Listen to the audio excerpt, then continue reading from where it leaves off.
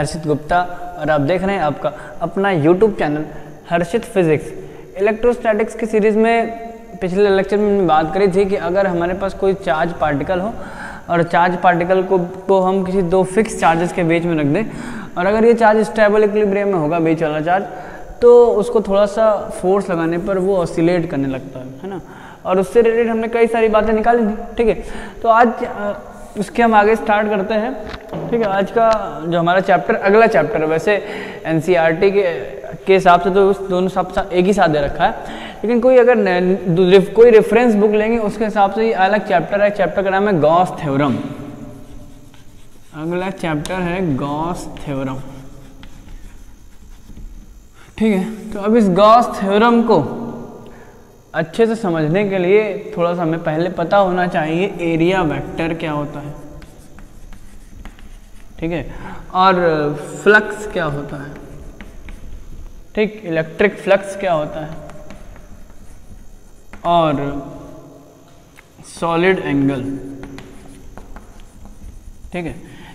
तो इस Gauss theorem को गॉस की थ्योरम क्या है, ठीक है, ये बड़ी इंटरेस्टिंग थ्योरम है और इसके द्वारा हम बड़े कॉम्प्लिकेटेड शेप्स के कंडक्टर के कारण हम इलेक्ट्रिक फील्ड निकाल सकते हैं ना। जैसे अगर कहा जाए कि कोई इस तरह का कोई इलेक्ट्रिक कंडक्टर है, किसी भी शेप का कंडक्टर है, तो उससे इलेक्ट्रिक फील्ड निकालना या उसके कारण जो फोर्स लग रहा है इलेक्ट्रिक फोर्स निकालना, ये सब हम गॉस थ्योरम से कर सकते हैं, जो हम कूलॉम्स लॉ से नहीं कर सकते थे, ठीक है। लेकिन इस गॉस थ्योरम को समझने के लिए थोड़ा सा हमें समझना चाहिए एरिया वेक्टर के बारे में और इलेक्ट्रिक फ्लक्स के बारे में और सॉलिड एंगल के बारे में, ठीक है। तो बात करते हैं। तो इस चैप्टर में बेसिकली क्या होगा, ये तीन चीज़ें पढ़ना है और इसके बाद गॉस थ्योरम पढ़ना है और गॉस थ्योरम की कुछ एप्लीकेशंस पढ़ना है, ठीक है। तो ये होगा, ठीक है। तो सबसे पहले हम बात करते हैं एरिया वेक्टर की, ठीक है। तो आज का हमारा पहला टॉपिक है एरिया वेक्टर, ठीक। तो एरिया तो सबने सुना होगा पहले से खूब, ठीक है। हर ये वेक्टर और आगे लग गया। तो सबसे पहली बात तो कि एरिया एक वेक्टर होता है कि स्केलर होता है ना। एरिया में डायरेक्शन होती है कि नहीं। 10 तक के अगर आप किसी स्टूडेंट से पूछोगे तो वो बताएगा भैया एरिया एक स्केलर होता है, लेकिन रियल में एरिया क्या होता है, एक वेक्टर क्वांटिटी होता है, ठीक है। एरिया क्या होता है, एक वेक्टर क्वांटिटी होता है और एरिया को हम एज ए वेक्टर ट्रीट करेंगे तो यही हमारा होता है एरिया वेक्टर, ठीक है। अब एरिया वेक्टर कैसे होता है जब समझते हैं भाई। अगर हम तुमसे कहें कि इसको हम 3 एक्सेस हमने बना ली, मान लो, ठीक है, ये एक्स एक्सेस बना ली, ये वाई बना ली और ये जेड एक्सेस बना ली, ठीक है। ये हमने कोई एक बना लिया स्क्वायर, ये हमने एक स्क्वायर बना दिया, ठीक है। स्क्वायर की ये साइड ए है, ये भी ए है, ये भी ए है, ये भी है, ठीक है। अब अगर कोई कहे कि इसका एरिया बताओ तो सिंपली हम क्या बताएंगे, ए स्क्वायर, साइड का स्क्वायर कर देंगे, है ना। इसको छोटे से याद करा जाता है भैया स्क्वायर का फॉर्मूला, एरिया ऑफ स्क्वायर का जो फार्मूला होता है वो ये होता है, एरिया ऑफ स्क्वायर जो होता है वो साइड का स्क्वायर कर दो, ठीक है। लेकिन एक्चुअल में फार्मूला आया कैसे, समझना बात को।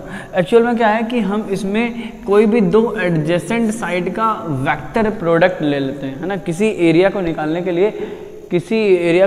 लिए हम क्या करते हैं,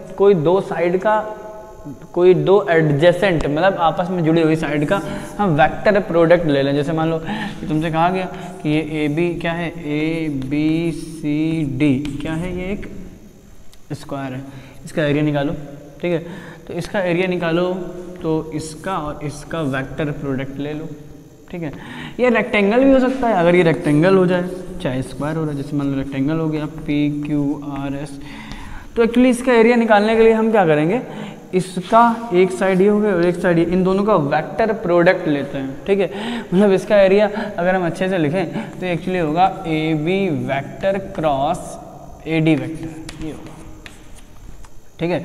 और ये एरिया होगा P Q vector cross P S vector, ठीक है। मतलब ऐसे ही अगर तुमसे कहा जाए एक पैरेललोग्राम है, ये पैरेललोग्राम, इस पैरेललोग्राम का एरिया निकालना हो तो इसके लिए भी हम कोई भी दो साइड का वेक्टर प्रोडक्ट ले लें, है ना। मतलब इसको भी कुछ नाम लिख दो, अगर ए बी सी डी मान लो, तो इसका एरिया निकालने के लिए फिर हमें यही करना पड़ेगा, ए बी और सी डी और ए बी और डी ए का वेक्टर प्रोडक्ट ले लो, ए बी और प्रोडक्ट ए डी, ठीक है। इसका मतलब ये हमारा इससे एरिया निकलेगा, ठीक है भाई। हम लोग ने ये फार्मूला भी जो तुम लोगों ने पढ़ा है फार्मूला वो इसी से आ जाएगा। मतलब ये है कि अगर कोई भी शेप हो, चाहे वो रेक्टेंगल हो, चाहे वो स्क्वायर हो, चाहे वो तुम्हारा रोम्बस हो, चाहे वो पैरेललोग्राम हो, कुछ भी हो, उनका अगर हम एरिया निकालना है तो हम कोई भी दो एडजेसेंट साइड का, मतलब जुड़ी हुई साइड का वेक्टर प्रोडक्ट ले लें तो उससे एरिया निकाला था। ठीक है, और ये जो फॉर्मूले हमने निकले हैं वो सब इसी से निकले हैं। ठीक है, तो एक्चुअल में अगर हम वेक्टर प्रोडक्ट से एरिया निकाल रहे हैं तो हम लोग को ये बात पता है कि दो वेक्टर का प्रोडक्ट, मतलब हम क्या करें, इन दो साइड को एक vector as a vector treat करेंगे और उन दोनों को वेक्टर ट्रीट करेंगे, उनका क्रॉस प्रोडक्ट ले लेंगे। ठीक है, अच्छा क्रॉस प्रोडक्ट क्या होता है? दो वेक्टर का प्रोडक्ट जो होता है वो दो तरह का होता है। हमने बताया था पहले 11th में पढ़ाया गया होगा, एक स्केलर प्रोडक्ट होता है और एक वेक्टर प्रोडक्ट होता है। ठीक है, तो हमने क्या बोला, इनका वेक्टर प्रोडक्ट ले लो, और वेक्टर प्रोडक्ट ले लो मतलब ये कि जब दो वेक्टर्स का मल्टीप्लिकेशन खुद एक वेक्टर क्वांटिटी आता है, ठीक है, तो उसको हम वेक्टर प्रोडक्ट बोलते हैं। इसका मतलब ये है कि अगर तुम इसका और इसका वेक्टर प्रोडक्ट लोगे या इसका और इसका वेक्टर प्रोडक्ट लोगे, मतलब AB और AD का वेक्टर प्रोडक्ट लोगे, तो ये क्या आएगा, किसके, ये क्या आएगा, ये कि वेक्टर क्वांटिटी आएगा। और एक्चुअल में यही तो एरिया है, यही तो क्या है, इस पैरेललोग्राम का एरिया है। इसका मतलब पैरेललोग्राम का जो एरिया है वो एक वेक्टर क्वांटिटी हो गया, और वेक्टर क्वांटिटी हो गया तो उसकी डायरेक्शन क्या होगी, जो डायरेक्शन होगी इसकी AB क्रॉस AD की डायरेक्शन है ना, जो AB क्रॉस, भाई ये जो दो वेक्टर का क्रॉस प्रोडक्ट खुद एक वेक्टर होता है। इसका मतलब इन दोनों का जो वेक्टर प्रोडक्ट आएगा वो खुद एक वेक्टर होगा, और अगर वो खुद एक वेक्टर होगा तो वही तो एरिया है, तो इसका मतलब वो एरिया क्या है, एक वेक्टर क्वांटिटी होता है। ठीक है, एरिया को हम एक्चुअली में अगर हमें किसी जगह का एरिया निकालना है तो हम दो एडजेसेंट साइड का वेक्टर प्रोडक्ट ले लेते हैं और वही हमारा एरिया को रिप्रेजेंट करता है। और अगर हम वेक्टर प्रोडक्ट ले रहे हैं तो इसका मतलब हम लोग को पता है कि वेक्टर प्रोडक्ट खुद एक वेक्टर होता है, और वेक्टर होता है तो उसकी डायरेक्शन भी होती है। ठीक है, तो ये तो हम लोग को पता ही होगा कि A और क्रॉस B का फॉर्मूला खूब सुना होगा। A क्रॉस B बराबर होता है AB साइन थीटा और इंटू n कैप होता है ना। A क्रॉस B की जो डायरेक्शन होती है वो A और B दोनों के परपेंडिकुलर होती है। इसका मतलब ये हुआ कि अगर तुमसे कहा जाए ये जो एक बना हुआ है स्क्वायर, ये स्क्वायर एक्चुअली एक्स वाई, ये जो स्क्वायर बना हुआ है ये XZ प्लेन में बना हुआ है, और इसका जो अगर XZ प्लेन में ये स्क्वायर बना हुआ है और इसका एरिया वेक्टर होगा वो होगा y एक्सिस की तरफ। ठीक है, तो एरिया के साथ हमें डायरेक्शन को भी बताना चाहिए, एरिया की डायरेक्शन भी होती है। ठीक है, तो एरिया की भी क्या, एरिया की एक डायरेक्शन भी होती है। तो अगर हम एरिया की डायरेक्शन भी लें तो इसी को हम एरिया वेक्टर बोलते हैं। ठीक है, तो एरिया को हम एज अ वेक्टर ट्रीट करते हैं, फिजिक्स में ज़्यादा सही रहता है। एरिया को अगर हम वेक्टर ट्रीट करें तो हम इसी को एरिया वेक्टर बोलते हैं, और एरिया वेक्टर बोलते हैं तो एरिया वेक्टर की भी डायरेक्शन बतानी पड़ेगी। तो एरिया वेक्टर की डायरेक्शन उस सरफेस के ठीक नॉर्मल होती है।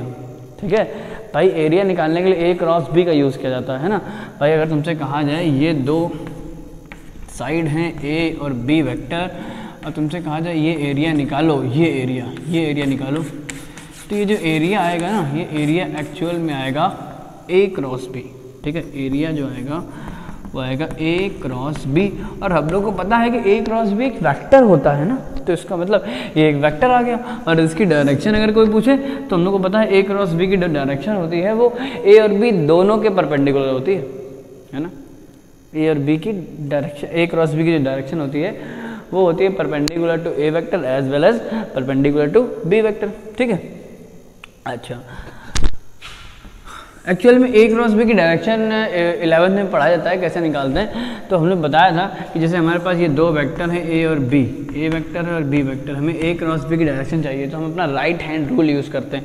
राइट हैंड लेते हैं और राइट हैंड में क्या करते हैं, पहले वेक्टर जो फिंगर्स हैं, उंगलियों को रखते हैं पहले वेक्टर की तरफ, और उसके बाद इसको बेंड करते हैं दूसरे वेक्टर की तरफ। इस दौरान जो थंब होता है वो हमारा A क्रॉस B को रिप्रेजेंट करता है। ठीक है, तो यहाँ पर जो एरिया वेक्टर, यहाँ पर जो इसका एरिया है, इस एरिया को तुम चाहे A क्रॉस B लिखो चाहे B क्रॉस लिखो, एक ही बात है। ठीक है, तो ये बात है। तो यहाँ पर जो एरिया वेक्टर होगा, यहाँ पर जो एरिया वेक्टर होगा वो होगा outward to the plane of the board, है ना, इस बोर्ड के बाहर की तरफ ये होगा एरिया वेक्टर। अंदर भी ले सकते हैं एरिया वेक्टर। ठीक है, तो अभी हमें इतना याद रखना है कि जो एरिया को हम एक वेक्टर कंसीडर करते हैं और ये बराबर होता है A इंटू एन कैप, ये बात याद रखनी है। ठीक है, एन कैप क्या है, एन कैप है यूनिट वेक्टर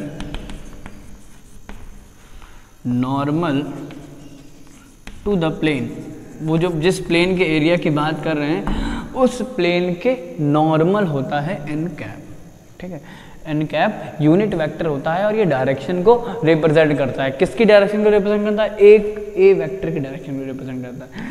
ठीक है, तो बात इतनी सी याद रखनी है कि हम एरिया को एक वेक्टर मानेंगे और वेक्टर मानेंगे, उसकी डायरेक्शन की बात करें तो उसकी डायरेक्शन उस प्लेन के ठीक नॉर्मल होती है। ठीक, अच्छा अब भाई क्वेश्चन ये है कि नॉर्मल दो डायरेक्शन हो सकती है ना, नॉर्मल दो डायरेक्शन। जैसे यहाँ पर अगर इस बोर्ड के प्लेन की बात करो तो इस बोर्ड के प्लेन के बाहर भी नॉर्मल हो सकता है और बोर्ड के प्लेन के अंदर भी नॉर्मल हो सकता है। तो नॉर्मल वाली कौन सी डायरेक्शन ली जाए, है ना। तो देखो, तो एक्चुअली क्या है कि दो तरह की सरफेस होती हैं, हम लोग पढ़ते हैं, एक ओपन सरफेस और एक क्लोज सरफेस। ठीक है, तो अगर बात करें for open surface, open surface बोले तो यहाँ 2D सरफेस है ना, ओपन सरफेस की बात करो तो ओपन सरफेस के लिए जो एरिया वेक्टर होता है उसकी डायरेक्शन तुम कुछ भी ले सकते हो, मतलब आउटवर्ड और इनवर्ड, आउटवर्ड भी ले सकते हो और इनवर्ड भी ले सकते हो। ठीक है, दोनों ले सकते हो। तो यहाँ पर जो एरिया वेक्टर की डायरेक्शन होगी वो तुम चाहे इस बोर्ड के बाहर की तरफ ले लो और चाहे बोर्ड के अंदर की तरफ ले लो।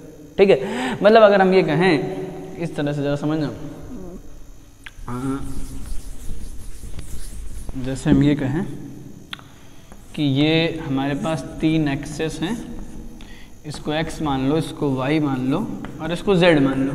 ठीक है, तो अगर हम तुमसे कहें कि ये एरिया हमें लेना है, ये एरिया, ये एंगल 90 है।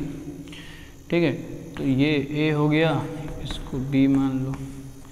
तो यहाँ पर ये जो एरिया है, ये इस एरिया वेक्टर की डायरेक्शन जो होगी वो z एक्सिस के ऊपर भी ले सकते हो और नीचे भी ले सकते हो, है ना। मतलब यहाँ पर हम अगर इसके लिए एरिया वेक्टर लिखें तो एरिया वेक्टर हम लिखेंगे कितना, देखो लिखेंगे a इंटू, ठीक है, a इंटू का मतलब ये जो साइड है यहाँ से यहाँ तक, ये जो है ये लिखो और ये लिखो।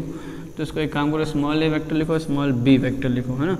तो यहाँ लिखोगे a b, भाई रेक्टेंगल बनेगा ना, रेक्टेंगल का एरिया क्या होता है? लेंथ इंटू विड्थ, ये तो एरिया हो गया। ठीक है, और वेक्टर के लिए डायरेक्शन बतानी पड़ेगी। तो डायरेक्शन के लिए देखो आई, यहाँ पर एक्स एक्सिस की डायरेक्शन को रिप्रेजेंट करने के लिए हम आई कैप यूज़ करते हैं, वाई एक्सिस की डायरेक्शन को रिप्रेजेंट करने के लिए जे कैप यूज़ करते हैं और जेड एक्सिस की डायरेक्शन को रिप्रेजेंट करने के लिए के कैप यूज़ करते हैं। तो यहाँ पर हमें क्या लिखना चाहिए? के कैप लिखना चाहिए, है ना। और के कैप लिखना चाहिए तो लिख दिया। के कैप अगर पॉजिटिव जेड एक्सिस है तो ऊपर की तरफ और नेगेटिव जेड एक्सिस है तो नीचे की तरफ। तो मतलब हमारे दो आंसर हो सकते हैं, एक ये हो सकता है, एक ये भी हो सकता है, ए बी इंटू माइनस के कैप, ये भी हो सकता है।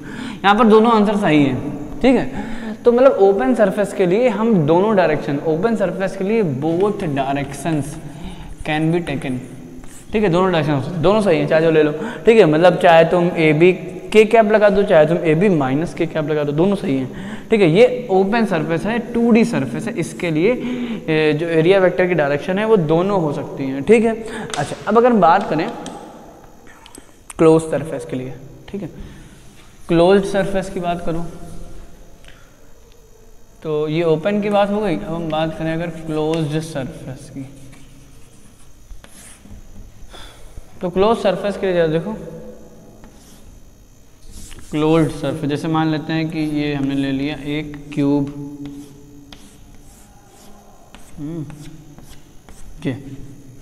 ये क्यूब है। अब इस क्यूब के लिए अगर तुमसे कहा जाए इसके लिए एरिया वेक्टर डायरेक्शन बताओ, इसके लिए, इस सरफेस के लिए, तो ये बाहर की तरफ। क्लोज सरफेस के लिए एरिया वेक्टर की डायरेक्शन है वो हमेशा उस क्लोज सरफेस से बाहर की तरफ ले जाती है ना। जो यहाँ पर हम डायरेक्शन लेते हैं, direction of area vector is outward, मतलब बाहर की तरफ ले जाती है। ठीक है, इसके लिए ये होगा एरिया वेक्टर, इसके लिए ये होगा एरिया वेक्टर, इसके लिए ये होगा एरिया वेक्टर, इसके लिए ये होगा एरिया वेक्टर, इसके लिए बाहर होगा और इस वाली अंदर वाले सरफेस के लिए बोर्ड के अंदर की तरफ होगा। मतलब जो क्लोज सरफेस बन रही है, क्लोज शेप बन रही है, उसके हमेशा आउटवर्ड लेनी है एरिया वेक्टर डायरेक्शन। ठीक है, अच्छा जैसे फॉर एग्जांपल के लिए हम बात करें, एक हमारे पास सिलेंडर है, ये हमारे पास एक सिलेंडर है। अब इस सिलेंडर के लिए अगर तुमसे कहा जाए इसके लिए एरिया वेक्टर डायरेक्शन बताओ, तो ये होगी इधर की तरफ एरिया वेक्टर। इसकी बात करो तो ये होगी इधर की तरफ एरिया वेक्टर। इसके लिए बात करो तो बाहर की तरफ, है ना, पीछे वाले के अंदर की तरफ। तो मतलब एरिया वेक्टर की डायरेक्शन क्लोज सरफेस की अगर बात करें, कोई ऐसी सरफेस है जो क्लोज्ड एक शेप बना रही है, उसके लिए अगर एरिया वेक्टर की डायरेक्शन बात करें तो वो हमेशा आउटवर्ड ली जाती है, ठीक है। और ओपन सरफेस के लिए हमेशा कहीं भी ले लो, चाहे दोनों तरफ ले सकते हो, ठीक है। तो इसके लिए एरिया वेक्टर ये भी सही है और ये भी सही है, ठीक है। लेकिन यहाँ पर एरिया वेक्टर हमेशा बाहर की तरफ ली जाएगी, ठीक है। जैसे मान लेते हैं कि ये एरिया A1, ये एरिया A2 और ये कुछ ऐसे मान लो ये हमारा पॉजिटिव एक्स एक्सेस है, ठीक है। तो इसके लिए और इसके लिए एरिया A1 है, ये एरिया A2 है। तो यहाँ पर अगर हम तुमसे कहें कि A1 वेक्टर लिखो तो क्या आएगा? A1 वेक्टर देखो, इसकी रेडियस मान लो R है तो पाई R² लिख दिया, इसका मॉड लिख दिया। भाई किसी वेक्टर में दो चीज़ें होती है, एक मैग्नीट्यूड और एक डायरेक्शन। तो मैग्नीट्यूड ये हो गई, और जो डायरेक्शन लिखना है तो यहाँ पर इधर लिखना है ना, Z। ये हमने क्या बोला, ये एक्स एक्सिस है और ये हमने क्या बोला, वाई एक्सिस है। तो एक्स एक्सिस की निगेटिव डायरेक्शन होगी, तो यहाँ होगा -i कैप, ठीक है। और अगर तुमसे कहा जाए इस A2 को लिखो तो A2 वेक्टर बराबर देखो क्या आएगा, मैग्नीट्यूड तो वही है, यहाँ भी रेडियस R है तो पाई R² हो गया, और इनटू में यहाँ लिखा जाएगा A कैप की डायरेक्शन, मतलब एक्स एक्सिस की तरफ, मतलब I कैप, ठीक है। तो ये हो जाएगा I कैप और ये हो जाएगा -i कैप, ठीक है। और अगर इसकी बात करो यहाँ पर इस सरफेस के लिए लिखो तो ऊपर की तरफ आएगा एरिया वेक्टर, है ना। तो इस सरफेस के लिए अगर तुमसे कहा जाए, मान लो इसके लिए लिखें, बहुत छोटा सा एरिया लोगे, छोटा सा DA लोगे, है ना, DA, बहुत छोटा सा DA लोगे, तो यहाँ पर जो DA वेक्टर लिखा जाएगा वो क्या लिखा जाएगा, वो जाएगा DA जो भी इसका मैग्नीट्यूड होगा, और इनटू में ये क्या लिखा जाएगा, J कैप, है ना। तो ये बात है, ठीक है। तो इतनी सी बात है, ये एरिया वेक्टर का छोटा सा कॉन्सेप्ट था जिसका यहाँ पर आगे यूज़ होगा कि एरिया को हम एक वेक्टर मानते हैं और उसकी डायरेक्शन होती है, और डायरेक्शन उस सरफेस से नॉर्मल होती है। और अगर क्लोज सरफेस होगी तो हमेशा, अगर क्लोज शेप होगी तो क्लोज शेप के लिए हम क्लोज शेप का अगर कोई एक एरिया वेक्टर लेंगे तो वो एरिया वेक्टर उस क्लोज सरफेस के हमेशा आउटवर्ड होगी, ठीक है। और अगर ओपन सरफेस होगी तो उसके लिए जो एरिया वेक्टर है वो तो दो डायरेक्शन में पॉसिबल है ना। जैसे ये ओपन सरफेस है तो ऊपर भी सकती है, नीचे भी सकती है। अगर मान लो ऐसे एरिया वेक्टर, अगर मान लो ऐसे है तुम्हारा ये कोई सरफेस, तो एरिया वेक्टर इधर भी हो सकता है और इधर भी हो सकता है, ठीक है। तो एरिया वेक्टर की दोनों डायरेक्शन पॉसिबल है, लेकिन अगर क्लोज सरफेस होगी तो एरिया वेक्टर की डायरेक्शन हमेशा आउटवर्ड होगी, ठीक है। तो इसके आगे बात करेंगे अगले वीडियो में, ठीक है। Thank you.